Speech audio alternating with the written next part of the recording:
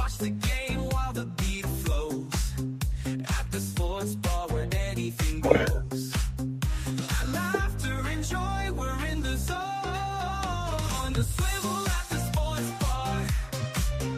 Cheering loud, feeling like a star. Good times, laughter and every score. On the swivel, come back for more.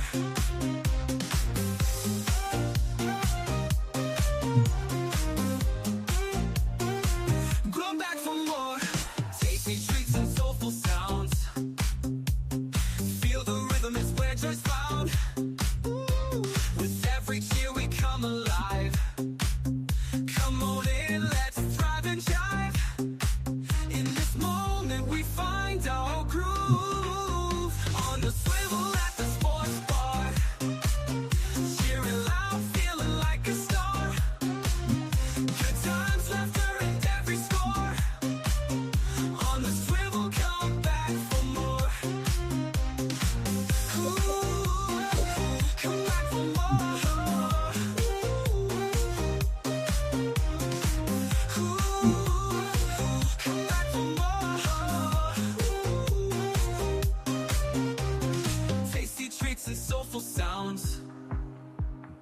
Feel the rhythm, it's where joy's found. Ooh, with every cheer we come alive. Come on in, let's thrive and jive. In this moment we find our groove. Ooh, on the swivel at the sports bar. Cheering loud, feeling like a star. Good times, laughter and every score. On the swivel, come back for more. Swing on by, don't miss the fun. At the sports bar, the best begun. Ooh, come back for more. Come back for more. Come back for more. Come back for more. Come back for more. Come back for more. Hello, YouTube. Welcome to my channel, Unique Sports Talk. Hey, listen, you're on the swivel at the sports bar. And listen, man, I had to rush back into town. Me and the wife was having a good time for her birthday for a few days. And so I said the show must go on. So I grabbed a few things and I put it on, and we're going to talk about them today. Maybe a couple of my partners might show up, but if not, it's going to be just me rattling off at the jibs. You know, hey, what can you say? Then the show will be kind of fast because it's going to be just me talking to you out there. So welcome aboard. Hit the like button. Again, you're on the swivel at the sports bar. So let's just go through some of the housekeeping. Like, share, and subscribe to the channel. I simulcast this on my Marriage, Politics, and Sports channel, right, and the Unique Sports Talk channel. So if you're not subscribed, subscribe to both. Hit the like button wherever you are. The chat's open. If you see this on replay, you share it. Anybody who sees it on replay, put a comment in the comment block. All right, so I use other material. So, of course, got to put the constant disclaimer out there for the copyright. So far, so good. Haven't been copywritten, no strikes. So it's all fair use, so I try to be fair. Some sites I already know not to use their material, but copyright, fair use, fair use. All right, so, of course, it's NFL off season, so I'm not going to force it. We know that there's a draft coming up. And, the number one is like one quarterback in the whole first round that seems like everybody's excited about. So, so we don't need to force that. Everybody knows who he is. So here's a mock draft. You can't see it. The words are blurred, so I'm going to just go ahead back there. Anyway, so it hasn't really changed. So the brother from Indiana, so we'll just go from there. Again, Odell Beckham Jr. won't go away. He wants to come back to the Giants, and they're actually talking. I would play the link, but he's familiar with Harbaugh from Baltimore and stuff like that. So I think he has a little bit left, but and I don't know if he matured any. But a lot of times these guys stick around so long, even after injury, because they're broke. And I would imagine he's still coloring his hair. He's still doing stupid shit with his money. It's just speculation on my part, but I'm sure that's the reason why he can't float off into the sunset. So I don't know what kind of contract he will get. I say that if he does play, he's probably slick enough to have a decent season as a secondary or tertiary wide receiver. You know, um, he can't know he's no longer valuable enough to be a number one. But if he's on the field, people are going to be you can't just let him run around roughshod. He catch the ball, he'll hurt you. Okay, so hands ain't one of the things he has an issue with. Is he's got more head problems than anything else. So listen, I don't think the Giants have anything to lose by bringing him back. He certainly is not the same Odell that they had when they first drafted him years and years ago. I'm sure that he's got a little bit of humility, but he's probably still a knucklehead in some way, shape, form, or fashion. Okay. All right. So a little bit of NBA. And we know what the biggest story in the NBA, and we'll get to it with my man Jaden Ivey. So we could talk about individual things. It's the Pistons and the Thunder still at the top. It's like constant, these guys, even though the Spurs, I think have the Thunder's number, they haven't been able to take over first place. And the Celtics, they're waiting to pounce in the playoffs. So there's going to be, I think we know who number one and number two, the AF,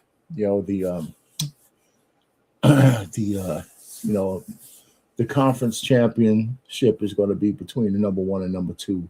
I think it's just going to go chalk that way. Even though I got to tell you, the Lakers are not playing bad basketball.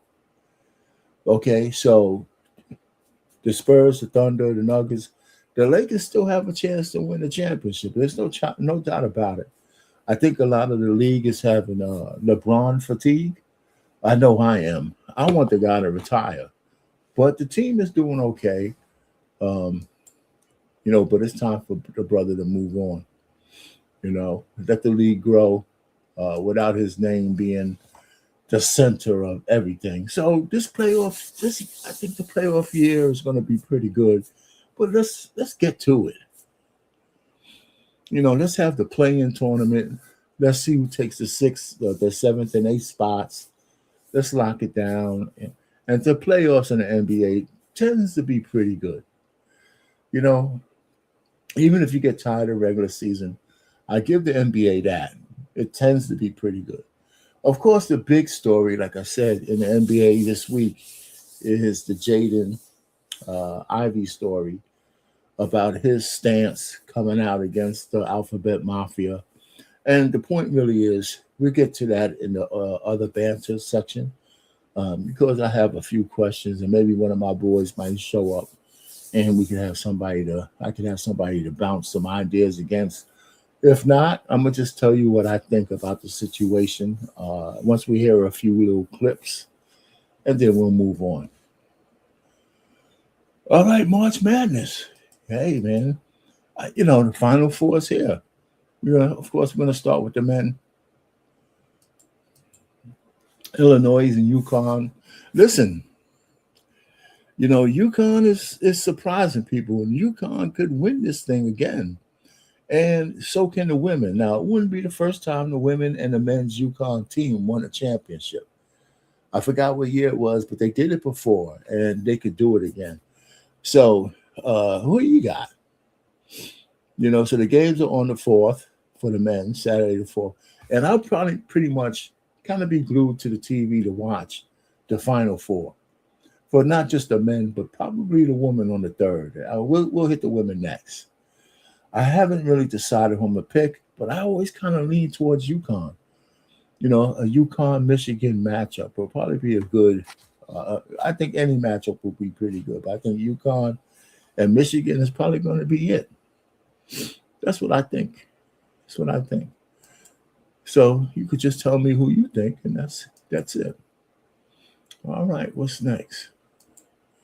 Oh, for the honeys. Some of them, anyway. The final four for the ladies. It's a little different. Let me just click this. See what this. The women's Final Four is set, and it's a powerhouse showdown.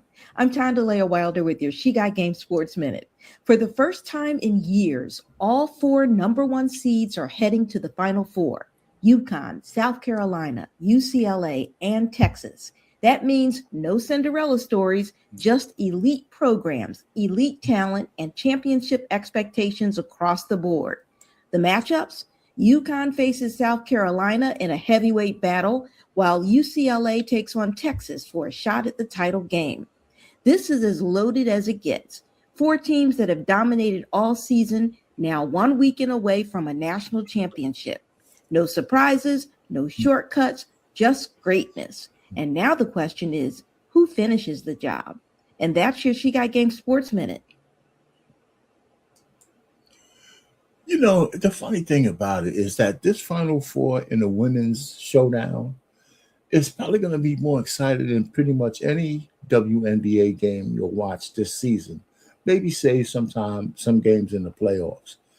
And it kind of amazes me how college basketball for the women could be so exciting because they draw crowds. There seems like I know it's the college, stuff, but they get the ratings on TV. They get, it seems like it's really exciting to watch the young ladies play in college. And somehow it really doesn't translate as well to the WNBA. Maybe it's because they're professional and their arrogance comes out. And then, of course, their true colors and all that other kind of stuff, that the alphabet mafia stuff and all that kind of stuff where, it turns some people off. And the ladies, seems like the women don't support women in general, in terms of like fans, don't support the pro level women as much as they might the college level. I could be wrong, but it just seems like it's so much more exciting when the honeys are in college. I mean, you guys tell me, but it is kind of this year having all for the tournament to go chalk, and you get all number ones. We know some Cinderellas, and whoever wins. And again, I have a feeling UConn is going to walk through it. We'll probably have some good games, but I think UConn is definitely going to be the favorite. There's no doubt about that. And so it should be an interesting tournament. It really should be. All right, so it's going to be worth watching. We'll watch it. So there you go. So you know what I'm going to be doing on the 3rd and the 4th. All right. So I'll be watching college basketball. All right. The WNBA. Guess who's back? Back again. Caitlin Clark is back. I mean, last year was her, she was hurt most of the year, so they just sat her down. And so she's doing her FIBA tryouts, and she's playing, and she's making all kinds of waves already. The girl is she's just bad, man. It's undeniable that she's got the it factor, and she's getting paid handsomely for it. And again, her presence and the fact that the CBA for the ladies has been embellished, improved. If the ladies don't do anything stupid with their jealousy and stuff like that, this year coming up can really take them over the top. It really can. Kara Lawson left Caitlin Clark on the bench at tip-off. And in the time it took the starting unit to fall apart, Clark checked in and broke 5 FIBA world records. That's the whole story. Except it isn't, because the how matters more than the what. Clark hadn't touched a competitive basketball game in 239 days. 8 months of rehab, training facilities, and no real opposition. And when she finally got her moment in a FIBA World Cup qualifier against Senegal, she wasn't handed the starting spot. She earned her way onto the floor while the team that did start was already struggling. What happened next rewrote the record books and forced Kara Lawson into a very public admission about the lineup she had constructed. If this game tells you everything you needed to know about where Team USA is heading, hit that like button so the algorithm puts this analysis in front of every Fever fan who needs to see it. Because by the end of this video, you'll understand why what happened in that gym matters well beyond the box score. Let's back up and set the scene, because context here is everything. Clark's 2025 WNBA season got derailed early by injury, which meant months of rehabilitation with no competitive play. Meanwhile, FIBA and broadcast partner TNA were plastering her face across every piece of tournament promotion they could find. Posters, marketing campaigns, the entire package. The most promoted player on the roster was also the one starting the game on the bench. Lawson went with Chelsea Gray at point guard, and the logic wasn't wrong on paper. Gray is a championship-tested veteran who knows how to manage an offense under pressure. But Senegal came out with an aggressive full-court blitz, and Gray was pulled off the point guard position within 35 seconds. 35 seconds. Darica Hamby and Angel Reese were stepping in just to handle the ball, and the starting unit still couldn't find its footing against the press. Then Clark checked in. Her first 3 touches, 3 assists, not 3 assists in the first quarter, 3 assists in her first 3 possessions. The pace of the game shifted right there on the spot. Where the starting unit was surviving Senegal's blitz, Clark was weaponizing it. She was reading the defense before the trap could even close, pushing pace and locating teammates in rhythm. The starting lineup was managing chaos. Clark was manufacturing fast breaks out of it. The Clark and Ryan Howard connection became the defining pattern of the entire game. Every time Senegal doubled Clark, Howard was already positioned at the three-point line. Clark kicks it, Howard fires. By the end of the night, Howard finished with 21 points, a team high, and commentary confirmed that essentially all of his three-pointers came directly off Clark assists. Senegal had to make an impossible choice: keep blitzing and watch Howard keep scoring, or back off and give Clark a free run at the entire defense. Yeah, so I just wanted to play 3 minutes of this guy droning on and on about Caitlin, but it's pretty much all true. He gets into some of her money, he gets into a lot of stuff. So the young lady is gold for the WNBA. And this year that she's back in her 3rd year, they better not continue with that shameful, jealous bullshit that they did in her first year. Anyway, so hey, listen, embrace it, ladies. She's probably part of the reason why y'all got a new contract. Hockey, I didn't even update the schedule. They're barreling down to the playoffs, so we'll get to that later on. All right, so back to the NBA. The plight of Jaden Ivey, right? And I'm gonna play a little bit about this, and then we'll talk about it a little bit, because maybe my take is not gonna be the best take about this whole thing. Hey, what's going on, Catelia? How you doing? You know, God first for sure. And this thing, you popped up right on time, because we're going to be talking about Jaden. Maybe you could put in the chat how you feel about it. But I think that let's hear a little bit about it. I put what he said that I think got him in trouble, and then a couple other things, and then some responses from, a lot of people. Now, I don't have Stephen A's response, but let's just go ahead. I'm going to just start clicking away for a little bit. The Chicago Bulls are waiving Jaden Ivey after only playing 4 games with the team for recent anti-LGBTQ comments on social media, including this 45-minute live stream on his Instagram where he said a few of these things. That the world can proclaim LGBTQ.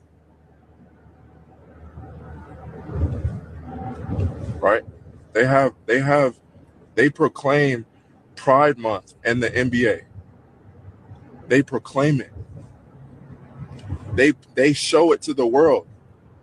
They say, come join us for Pride Month, to celebrate unrighteousness. They proclaim it.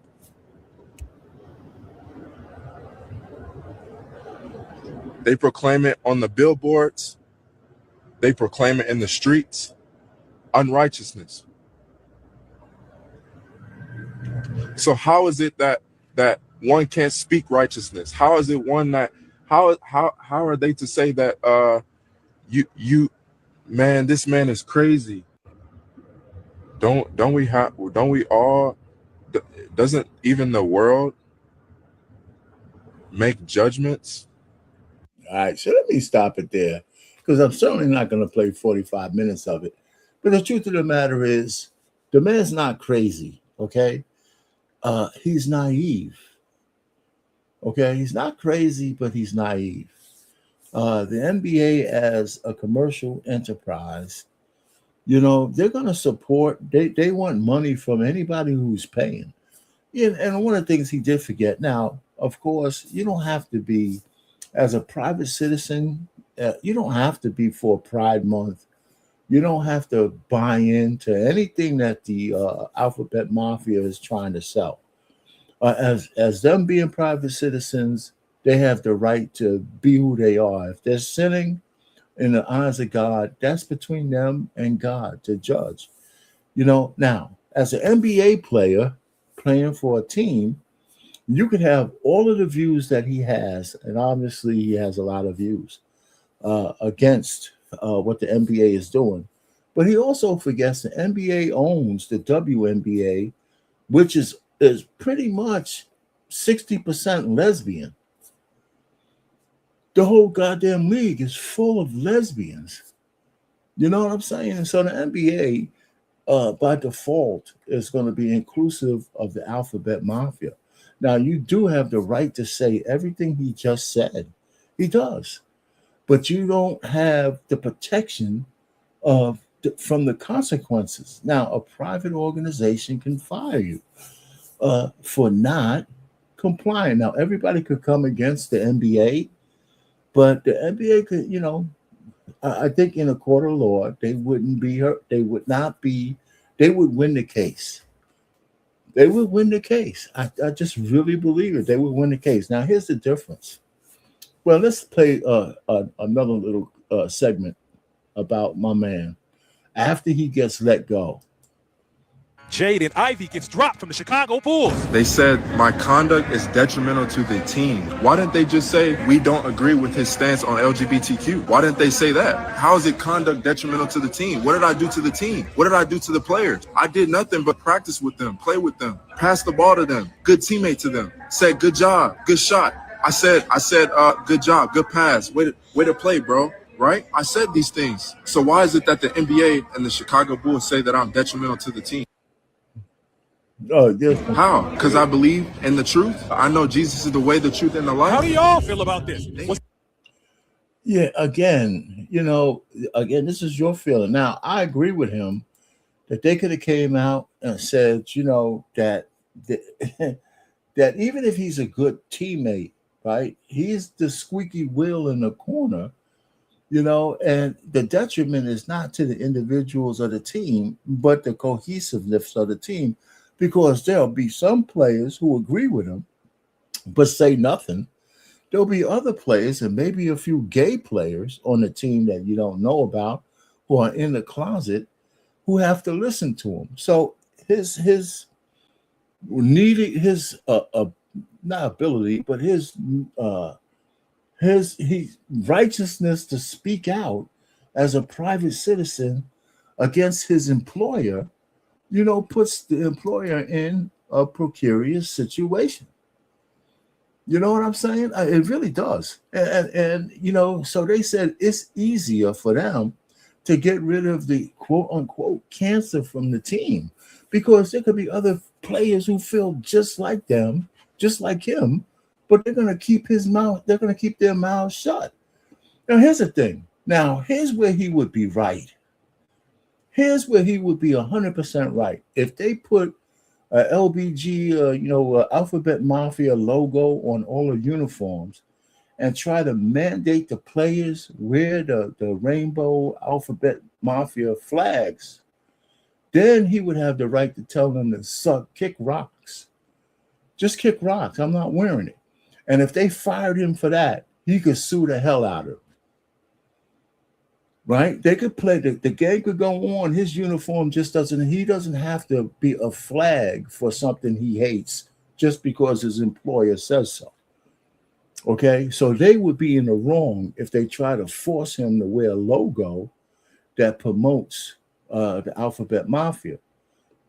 But that's not what we're talking about here. We're talking about a guy speaking out against something that the NBA and his team endorses, and whether he likes it or not, that's the organization he works for. They cut his check, right? So the only thing I think is in his favor is that there's people speaking out for him, but I don't know if it's going to make any difference because the team fundamentally doesn't want one of its players speaking so overtly against them as an organization.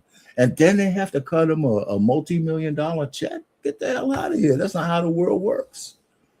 It's just not how the world works. But okay, so here is a coach, Bernie Bickerstaff, who is being asked this question about this situation.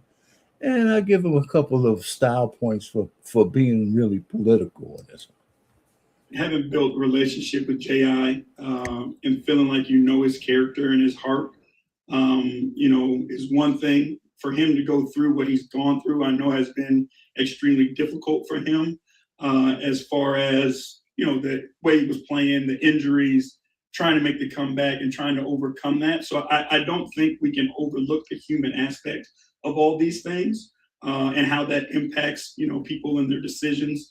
Having said that, I also believe, the NBA is one of the most inclusive environments in pro sports, and it's a genuine thing that celebrates different, ethnicities, heritages, sexual preferences, whatever it may be. Like the NBA brings people together.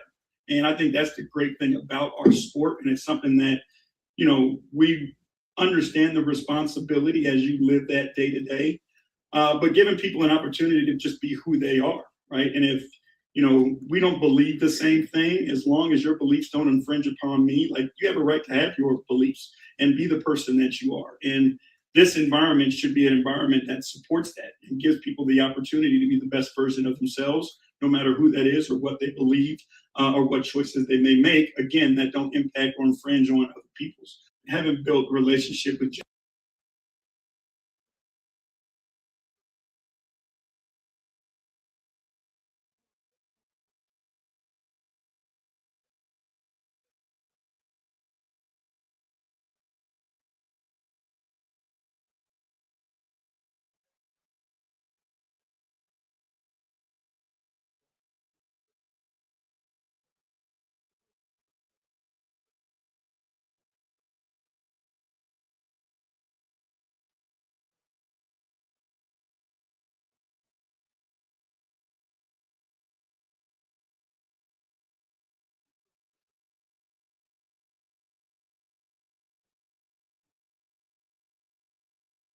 Thank you. Thank you. I always do this when I call. Listen, his problem is, and thanks, Cattell, you're right. His problem really is that, he thinks that if he doesn't speak out against the NBA, that somehow he's not a good Christian. And that's not true. It's not true. Listen, unless he's self-employed, he'll probably work for somebody else who has and does something that he doesn't like. You can't keep speaking out against your employees. You got to generate your own money. You want to be a man without consequence? Then you got to generate your own money. The NBA endorses and embellishes and embraces the Alphabet Mafia because they got a league that is pretty much, like I said, full of lesbians. Right? They're naturally going to be able to embrace women in alternate and men in alternate lifestyles. They're ticket buyers. So you could be a good Christian and you have a choice to make. You could be against Pride Month and all that kind of stuff, but you have to keep that to yourself as long as you're wearing a uniform. You know what I'm saying? And then you got to wrestle with the fact that you're taking money from an employer who embraces that stuff. You can't really be a hypocrite about it, right? And I think that's what makes him feel bad, that he needs to speak out against something but he's cashing the checks. If you're cashing the checks, you either got to say, listen, I can't be a part of this organization and I'll work somewhere else. I'll flip burgers, I'll do some other shit, and I'll forego the millions of dollars. It's as simple as that. Now, and listen, I don't think God will come down on you because you work for the NBA, and you believe that, they're against the Bible, right? Because I think that if you work for anybody, you could find something where there's a transgression. So the brother painted himself into a corner. And it's as simple as that. You really did. He really did. So, it's not like it's one of those kind of guys who might have been a sinner yesterday, got saved, and then the pendulum for him swung so far to the other side that now he's a zealot. And that shit happens a lot. It really does. A lot of people who, lived a life as an athlete, you're stroking all the women, you're doing all this stuff, and all of a sudden you get saved and you go all the way to the other side. And now you're one of the monks, you acting like some kind of saved monk, willing to sacrifice people if they don't bow to the altar of Jesus Christ. So, hey, brother, it's an interesting conversation. I don't know where it's going to go, but I have a feeling nobody's going to be able to force the Pistons to take them back. Not or Chicago. I think he went over to Chicago. All right, so that's that. Okay, so like I said, we had something. Caitlin's back, for FIBA. I played a little bit about Caitlin, and she's back, and it's a good thing. The lady could play basketball. She could play basketball. And so here's another drama thing with Ryan Clark. And a few weeks ago, Cam Newton had Jason Whitlock, the most self-hating black man that you could ever find, on his show. And he asked Jason Whitlock, who hates Stephen A. Smith, a question about Stephen A. Okay, and so Whitlock went on to say a whole bunch of disparaging things about Stephen A. Smith. And of course, being a new interviewer, Cam Newton didn't challenge anything that Jason Whitlock said. And then Ryan Clark, and so then it was last week, I put an epic rant by Stephen A. Smith against Jason Whitlock. And at the end of that rant, he said to Stephen A. Smith had a message for Cam Newton. He said, how could you stand there and let this guy say those things without challenging him?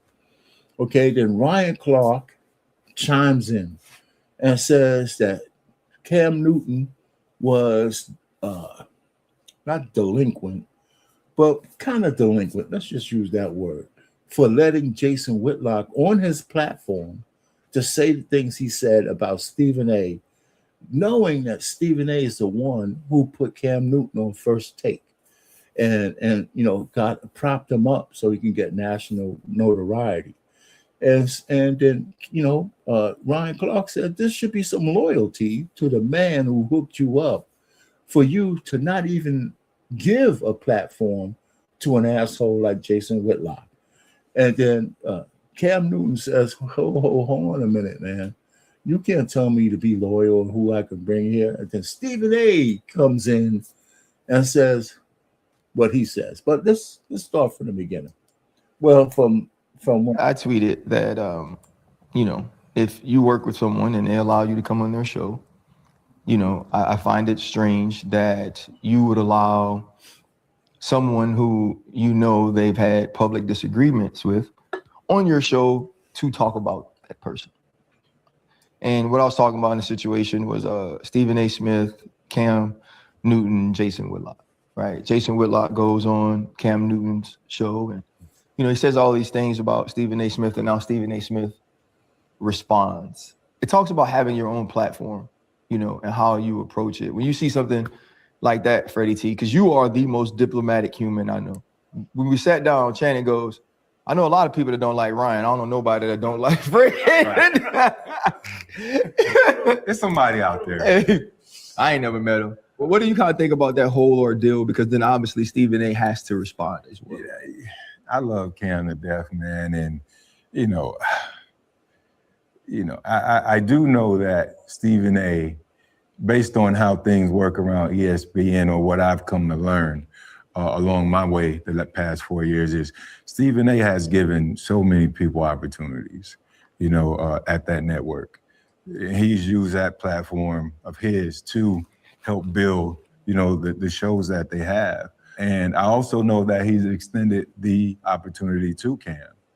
And that's the part that I think is more saddening or more disappointing, I would say, is if I'm your friend, I say, come to my house, then you come to my house, then you bring somebody in my house that you probably got some sort of inkling that we don't really see eye to eye or mesh well. And that's a bad look.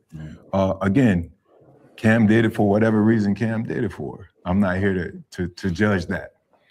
But as Stephen A. said, post-interview, Stephen A. said, look, Cam, if you're going to bring up my name, ask questions. Like, if his response is X, why is it X? Like, let's have a conversation about it and create facts, bring it to the surface. So I don't want to get into the whole back and forth piece. I just thought personally, I didn't necessarily agree with Cam having him on his platform, but it ain't my platform. It's Cam's platform. I can't look Jason Whitlock in the face because I don't see a human there. I see a clout chaser and somebody who does anything for anything. So, but that's a whole different conversation. Media is messy, and that's what it is. And hopefully Cam and Stephen A. can, behind the scenes, can figure that part out. I just thought it was a bad look. I wouldn't have done it. I don't do that type of business. I would be sure wouldn't have done it, but we know Cam. We know 4th and 1 with him and Peggy. It's entertainment. The whole way they shoot it, the shots and all the stuff, it's supposed to be entertainment. So he brings them on, and I don't know where Stephen and Cam's relationship is, but we talked about it before. There's coworkers, there's teammates, there's friends, and there's your dogs. Like, there's different levels to this. And I don't know where Cam and him sit, but that was, for him not to push back, for him to bring Jason on. One of the things that is missing in this, he had a full, 35, 40 minutes of an interview with Jason Whitlock. And he only asked him one question about Stephen A. that maybe was like a 4 or 5 minute segment. Okay. Now, Jason Whitlock said a lot of incendiary things about Stephen A. that he's always been saying.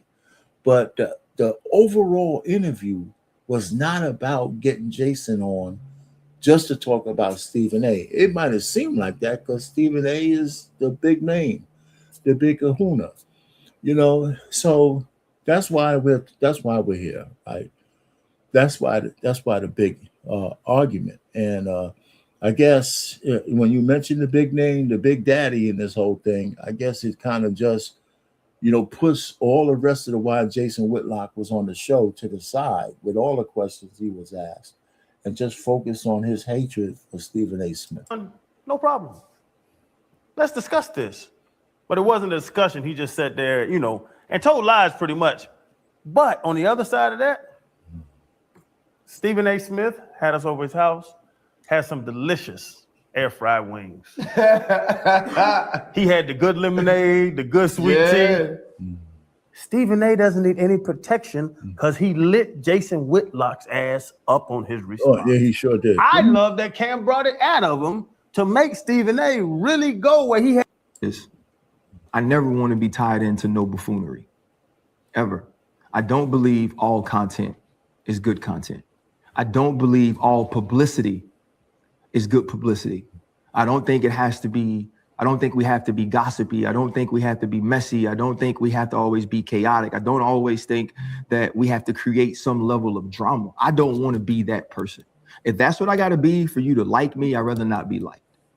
That's me, right? That's what I want to do. The other thing I want to do, and you've been my friend long enough now. You know I don't play about my people. We've had conversations with people or been on shows with people and they go to start. That's my friend. Right. That's somebody I'm close to. Now you get to say whatever you want, right? But we are going to know that there could be a personal issue because I'm not going to let you talk about that person like that because of what they mean to me. That's how I am. That's how I'm always going to be. And that's with Marcus, Mina, Laura, Dan, Stephen A. That's with y'all too. That's period, because that's how I want to move. I want y'all to know that I'm not finna be talking behind y'all back, laughing at y'all, and then come in y'all face and smile. I'm not doing it, right? And so that's the way that I want to move. And the other piece of it is this. I don't want to platform evil. I don't want to platform hate. I don't want to platform dissension just because, right? I don't want to be connected to that. That doesn't mean I don't want to have conversations with people I don't agree with, because you can do that, right? In this political climate, we've had many people on our show that we don't necessarily agree with them politically, and we've been able to have good conversations, right? I've even started to rethink some of the people we've had on the show, and it's like, okay, this person was accused of this thing or accused of this thing. How do we manage that to make sure we're being respectful to the people that view us? So to me, that's what's important, bro, that I'm never known for just saying silly, doing dumb stuff so people click on us and like us. I want to be impactful. I want to have a sense of integrity. I want to have a sense of loyalty, and that's me. There you go. So that's the word I was waiting for. He wants to have a sense of loyalty, and he felt that Cam Newton owed Stephen A. Smith loyalty, and he shouldn't let Jason Whitlock interview him, yes, but don't let him just say anything he wants on your platform. Now, he actually said he thought Cam shouldn't have brought him on in the first place, and that's a point of contention. So nobody could tell somebody not to bring somebody on their platform. But question them when they say something about somebody you should be, quote unquote, loyal to. He's got a point there. And Ryan Clark, I think, is a pompous ass. But, because some of his takes just, it's just overbearing. But the fact is, on this one, it's okay to be loyal to somebody, but you don't have to be their puppet in doing it. All right, so here's Cam Newton responding to the loyalty question to Ryan Clark. Here we go, first down. Ball moment of the week. Peggy, what do we have here? Man, we got people telling you, we on how we should do business here on 4th and 1. Okay. And that's none other than Ryan Clark. Mr. Clark, come here, boy. All right. So Ryan Clark takes it to X, and he tweeted, if someone shows you love, has you on their show twice a week, at least, you don't bring his known enemy on your show and allow your guests to talk ish about the person. That's not G at all. Loyalty is at a minimum these days. And Cam, he is referring to obviously Jason Whitlock coming on 4th and 1 and your relationship with Stephen A. Smith. And he said you shouldn't allow somebody to come on this show and talk about Stephen A. But Cam, talk about what goes on here at 4th and 1.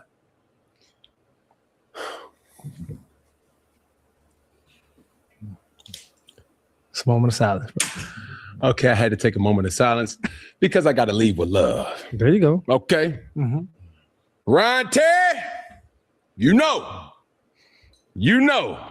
I rock with you. Yep. But just like in any household, just like any locker room, just like any situation where there's some type of brotherhood, we're going to have our disagreements. For sure. And this ain't no different. We just gonna have to agree, to disagree. Brotherly love, brother. You go to Twitter. I go to 4th and 1. Oh, we always got it done, brother. We talked about it. He sent me a message. That's cool. I appreciate that. Yeah. I didn't know he went to Twitter. I was gonna leave it at the conversation. Yeah. So therefore, he said his piece to the world. What you gonna do? Now I say my piece to the world. Okay. So you mean to tell me that you gonna tell me who me can and can't have on me platform? He's such an asshole. He really, I mean, you know what? He's, oh my God. Yeah. That's what he meant. My platform, but yeah.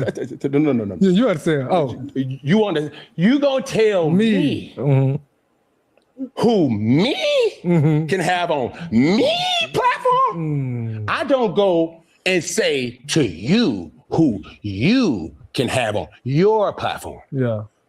You understand? I understand what you're saying. And this is the thing, because this is just not about Ryan Clark, because I have so much respect and appreciation to my brother in content, to my brother as a former athlete, to my brother as a very well-spoken individual that has opened doors for the likes of me and the others. But one thing that's not going to happen is a puppet string attached to my back. Ron Rivera knew that. Jerry Richardson knew that. Gene Chizik knew that. Bill Belichick knew that. Every single coach player that I've ever played with knew that. I'm going to do things how I want to do. And that's why what should have been a Hall of Fame career ended the way it did. You know, you not falling on that ball is just a metaphor for the rest of your career, because nobody can tell you what to do. You know what I'm saying? Oh, man, Cam. Respectfully. Correct, yeah. Don't micromanage me. Don't tell me what I can and can't do if this is the bylaws of the game that we're playing. In this world of content, there's no such thing as loyalty. Elaborate. Loyalty. There you go. See, we're on that word loyalty. So we're going to let him cook a little bit on why he said there's no such thing as loyalty, because I want to come back with one more thing from the way Stephen A. took what he just said about no such thing as loyalty after Stephen A. gave him a big chance on First Take. Well, did you keep that same energy when Stephen A. Smith went on 7 p.m. in Brooklyn and Stephen A. had some strong opinions about LeBron James, given Carmelo Anthony and LeBron James' relationship? Did you say that then? Did you keep that same energy in regards to other individuals, as if to say, Ryan Clark ain't never said nothing questionable about Cam Newton? Ryan Clark or Stephen A. Smith ain't never said anything about Cam Newton. Shannon Sharp, a person who I'm very fond of, ain't never said nothing negative or questionable about Cam. Matter of fact, let's go even deeper. Deion Sanders, a person that ain't never said nothing questionable about me, whether I wanted to agree with it or not. It was something that needed to be said, and it was said. Did it have me in my feelings?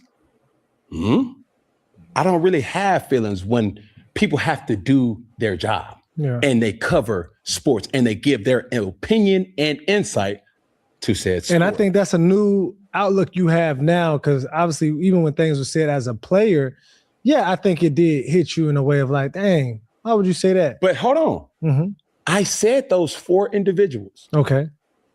Stephen A. Smith. Yeah. Shannon Sharp, Deion Sanders, and Ryan Clark.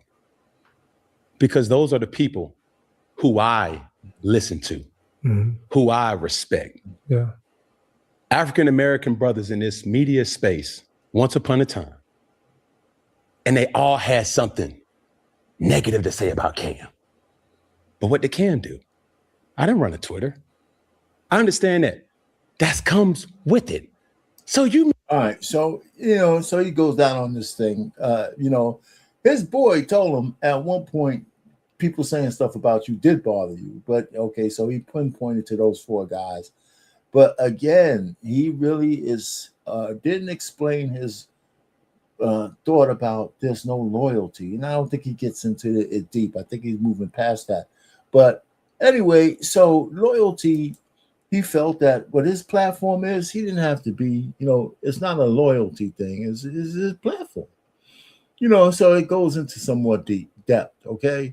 And so, of course, Stephen A. Smith, okay, as such as he is, cannot let anything go by without addressing it.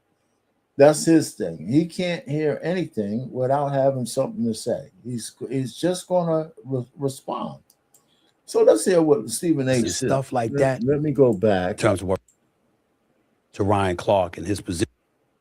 Let me about having Jason Whitlock on his show to talk shit about me. Listen up. You cannot allow people to come on your platform and you control how it goes. You only can allow them to speak their truth, how they know their truth to be. And if you don't know, you can respectfully say, hey, I don't know if this is true or not.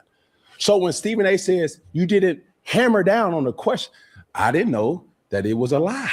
No, I didn't. I'm going off of what he's saying. Yeah. You know him as a person. I didn't know. Let me say it like this. I didn't know it was a lie, and I didn't know if it was the truth of what you've known. But you allow people to speak their piece, not controlling what they say. Or that clip, either before or after, I'm not sure. Cam had something else to say, really, really speaking about loyalty and getting into specifics about where he stands and how he feels. Overall, about loyalty in the industry. That's how I interpreted it. And that's going to make a lot of people uncomfortable. But folks need to hear this from Cam so you have some insight into his thinking and know where he's coming from. Let's hear what Cam has to say here. Listen up. In this world of content, there's no such thing as loyalty. Elaborate. Loyalty. Well, did you keep that same energy when Stephen A. Smith went on 7 p.m. in Brooklyn and Stephen A. had some strong opinions about LeBron James, given Carmelo Anthony and LeBron James' relationship? Did you say that then? Did you keep that same energy in regards to other individuals as if to say, Ryan Clark ain't never said nothing questionable about Cam Newton? Ryan Clark or Stephen A. Smith ain't never said anything about Cam Newton. Shannon Sharp, a person who I'm very fond of, ain't never said nothing negative or questionable about Cam. Matter of fact, let's go even deeper. Deion Sanders, a person that ain't never said nothing questionable about me, whether I wanted to agree with it or not. It was something that needed to be said, and it was said. Did it have me in my feelings? I don't really have feelings when people have to do their job and they cover sports and they give their opinion and insight to said sport. I hear everybody. First order of business. To my brother, Ryan Clark. Love you, bro. Appreciate you. Always watching my back. Because it's so dramatic. And always being a real one. Because whether I agree or disagree with Ryan Clark, I never have to worry about hearing about it from somebody other than Ryan Clark. He will call and or come to my face and tell me himself. And anybody who knows him knows that he's about that. And the authentic individual that he is, because he don't have a fake bone in his body, is what I appreciate. He feels a lot of things that's different than I feel from time to time. We got like shit blowing up around the world. We got an oil crisis coming. We got all this stuff. And we're talking about, Jason Whitlock saying some stupid shit about Stephen A. Cam Newton giving him a platform to say it. Not that he did that on purpose expressly for Jason to say something stupid about Stephen A. Now we're talking about loyalty and all this kind of stuff. It's really funny. Now, Stephen A. went on before and said, you already talked about all of this offline to Cam Newton. But it's okay. because I know his heart's in the right place. And that's all that matters. Like, for example, with this whole Cam thing, I have no problem with Cam Newton having Jason Whitlock on this show. Didn't mean anything to me. That wasn't my issue with Cam at all. That's why y'all haven't seen me comment about Cam in that regard, other than one statement that I made, which I will get into in a second. I don't have any problem with him having Jason Whitlock or anybody else on his show. It's 4th and 1. It's his platform. He owns and operates it. You want to get clicks, you want to get numbers, you want to build your cachet, your popularity, which is what you're in this business for, and that's what you want to do. That's your business. I ain't sweating it. Ryan Clark had a problem with it. I told Ryan Clark. I spoke to him about it. I didn't. That wasn't my issue with Cam Newton at all. So let me get that out the way first. But in the same breath that I say that, it doesn't diminish my level of appreciation for Ryan Clark speaking up on my behalf the way that he did. Love you, bro. Okay. With all my heart. All right, just get to the point. You know how please. I feel about you. All right. And I appreciate you. Again. Cam Newton said something. And what I'm going to say to Cam Newton respectfully, school's in session, bro. I need you to listen. Because you said something that should alarm everybody. This ain't the loyalty business. Who told you that? And respectfully, sir, speak for yourself. Now, let me be very, very clear to everybody. Cam is my man. Very proud of the job he's done on First Take.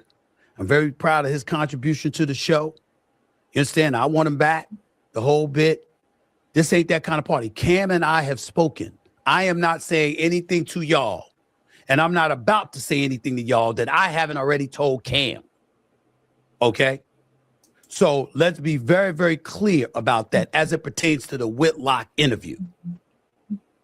What I will say to you, however, is that I didn't see the earlier show or the latest show, whatever it was, when he was talking about this ain't the loyalty business. Fuck, it ain't. And here's what I mean by that. Cam Newton, you might say controversial things. You might get yourself in trouble. I'm not going to contribute to that trouble, bro. You end up in the police blotters is a story that can't be avoided. I got it. Something along those lines, I feel you. But what I'm not going to do is that. I'm not going to contribute to it. I'm not going to have somebody come on my platform, which, by the way, you're talking about the business we're in. You own your platform. I own this platform. I'll say what I want to say on this platform. I won't say what I don't want to say on this platform. I'll air on this platform what I want. I won't air what I don't want to air on this platform. I own it. You own it. So because you own it, what do you mean? It's not the loyalty business.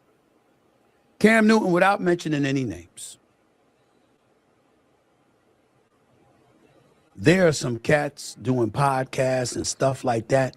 Personally, I don't even fuck with. I don't vibe with them like that. They've been accused of a lot of shit. I never said a word. I didn't pounce. If I pounced on the air, it would have went viral. I never said a word. Because I ain't want to do that to them. And they ain't even my friends. When All right, so, so he's trying to give him a lesson. And I can dig where Stephen A is coming from, because it's hard to get away with, whether it's sports, whether it's marriage or relationships, whether it's even politics. When somebody says that they don't have any loyalty in the space, it is alarming. It really is. And even though we know allegiances fade and move and all that kind of stuff, if when a person can actually say that they're in the business, but loyalty ain't a part of it, now you don't know whether this person is somebody you could share anything with. If the right situation starts and they could just spill their guts, right? That's why those stupid TikToks where a wife will come out and say all kinds of abhorrent things about their husbands, right? And part of that is the fact that the husband bears his soul to her, and she just tells the whole world how effed up he is. And there's just too many of those kind of, that's just a bad example, but that's what that is, right? Because you would expect your wife to be one of the most loyal people to you. You know what I'm saying? But you go on TikTok right now, and you'll find thousands of women on there talking about how much some of the deepest, darkest secrets about their husbands. So I just tell you, so loyalty matters. It does. So Stephen A's right on this one.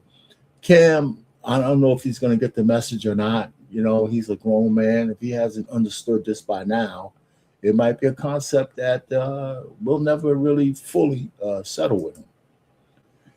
Anyway, so that's everything has to have a soap opera. The world needs soap operas. So here's another one. This whole Ryan Clark, Stephen A, Cam, and Jason Whitlock soap opera is what it is. All right, so that brings me to my question section, right? So none of my fellas came up today, which is cool, and so Cordelia, thanks for keeping me company. Anyway, so listen, going back to some of the big stories in the NBA, the Jaden Ivey story, was he wrong by the NBA? Listen, if it pulls at your heartstrings that he got fired from a multi-million-dollar job because he went public 45-minute rant talking about how much, he's against the alphabet mafia, blah, blah, blah, and he dons an NBA uniform. The NBA said, listen, man, we don't want our independent contractors speaking out against something that our establishment supports. You have a right not to support it. You have a right not to we can't put a logo on your uniform and tell you to go dance up and down the court with it on. But you damn sure can't speak against your employer, the biting the hand that feeds you.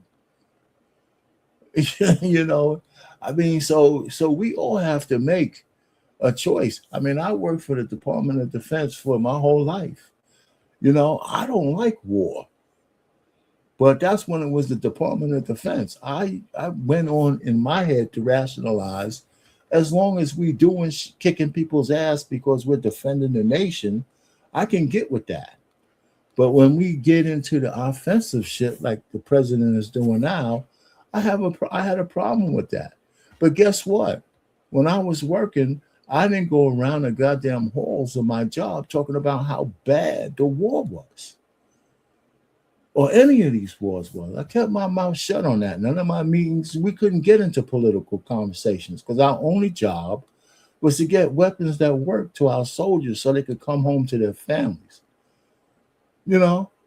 That's it. All your personal thoughts, you keep that shit to yourself. Especially when you're on government property, spending the government check.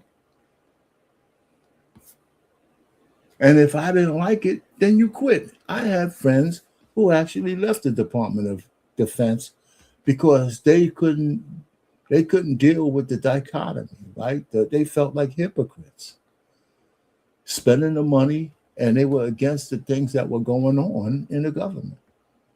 So instead of turning into spies and instead of doing something stupid, they quit and found a job that more aligns with their social construct. You know what I'm saying? There you have it. So you know what, Jaden, maybe being an NBA player is not for you. Find something else to do.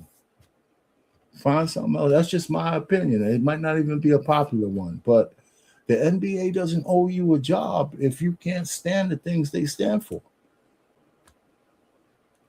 So I haven't really checked out anybody like a Stephen A. Smith or anybody else and what they thought about this, or else I would have put it in here. But I don't know. That's just my take on it as a regular guy, Anyway, Whether he's right or not, in terms of the morality of, being an alphabet mafia and all that kind of stuff, that doesn't matter.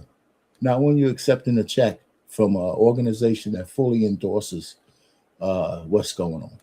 Anyway, Ryan Clark, we had this whole full thing about Ryan Clark in his interview. He's very dramatic about almost everything. He inserted himself into this Cam Newton thing, trying to protect Stephen A. Smith, who's probably the one man who doesn't need protection. He's probably the one man who doesn't need protection. He's got his own platform, and he's got a big enough mouth to use it. Now, by the way, this is my side note. Stephen A. Smith is going to run for president. Trust and believe that. He's going to run for president. He is. Okay, and the last one, and I say this, I'm going to be just blunt with it. Will a large amount of the black women in the WNBA ever stop being Caitlin Clark haters? That one we'll see this year. They finally got this big contract and this big contract bump up. And believe it or not, the Caitlin Clark effect helped that new contract, come to fruition. I mean, I believe that. People might not believe it, but I do. Okay, so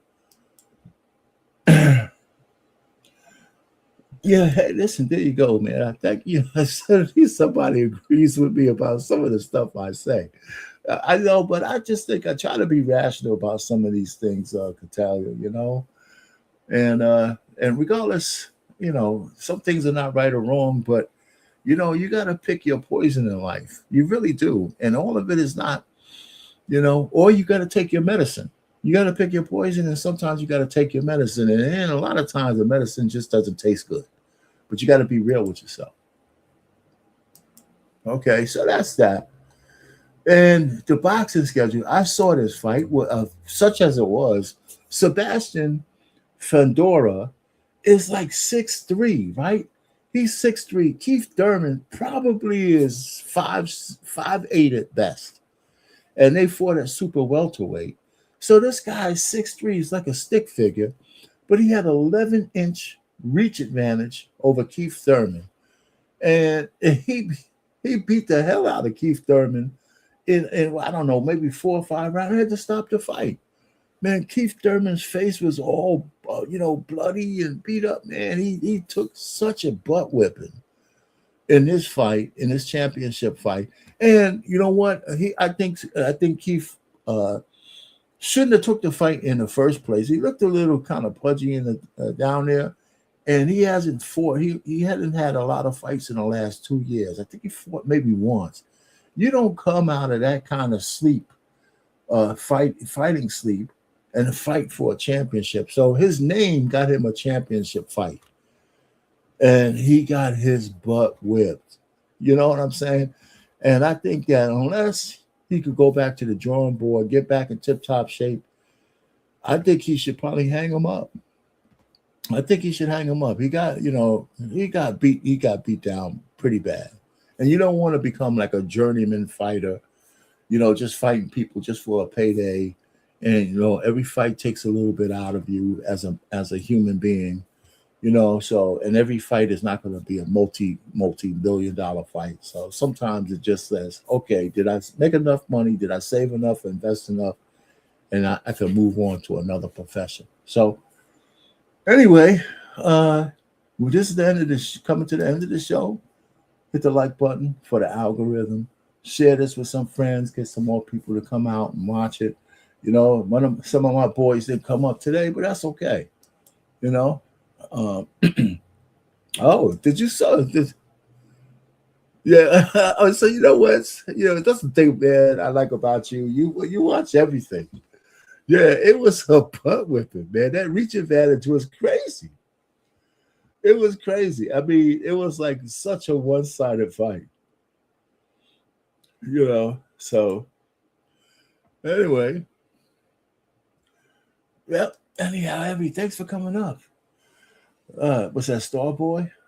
Oh man. Anyway, I'm getting ready to get out of here. You see this disclaimer I have up there? Not disclaimer, but here's the disclaimer for the copyright. So far, so good. I haven't gotten in any trouble, so let's knock on wood that they ain't gonna beat me up for anything. And you listen, welcome, welcome and good night. On the swivel at the sports bar. I just keep this thing going. Been doing it this is the third year. I've been doing this on YouTube. 16th episode, you can see that. So, and with that, I'm gonna say good night. Yeah, we know what the coach pops in once in a while. I think it's he's got a lot of things going, so it's a timing issue. Now, he's usually on the Black Man Unfiltered network at 8:00 Eastern, because they have a sports show over there. So he might pop up over there because he's a regular over there. He comes over here time permitting, and then he leaves here to go there to talk sports. So if you want to go to BMU's channel, he'll be there at 8:00. I don't know if they're having a show tonight, but they probably will. So that's where he's at. I usually don't pop in there because I take a break for the rest of the evening, and then I'm on Real Precious has a show back at 9:00 on her channel. So that's where I go after this. So I appreciate you stopping by and everybody else. And so with that, you know what's next. Always. I got to say good night from the swivel on the sports bar.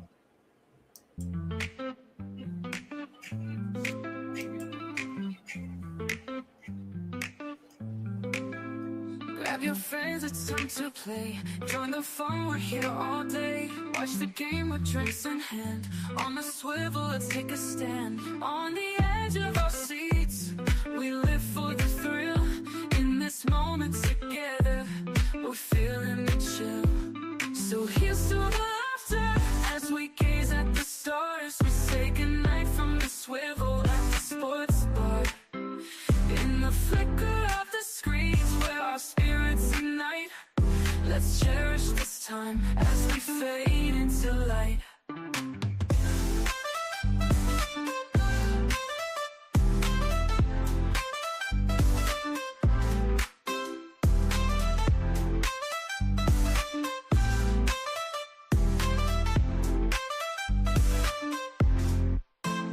Tasty bites and big screen thrills. Every moment gives you chills. High fives and cheers, it's quite a sight. Join the crowd, it feels so right. As the game goes on, our hearts beat as one. Memories in the making, oh, this night's just begun. So here's to the laughter as we gaze at the stars. We say goodnight from the swivel at the sports bar. In the flicker of the screens where our spirits unite, let's cherish this time as we fade into light. So good night, my friends, till we meet again.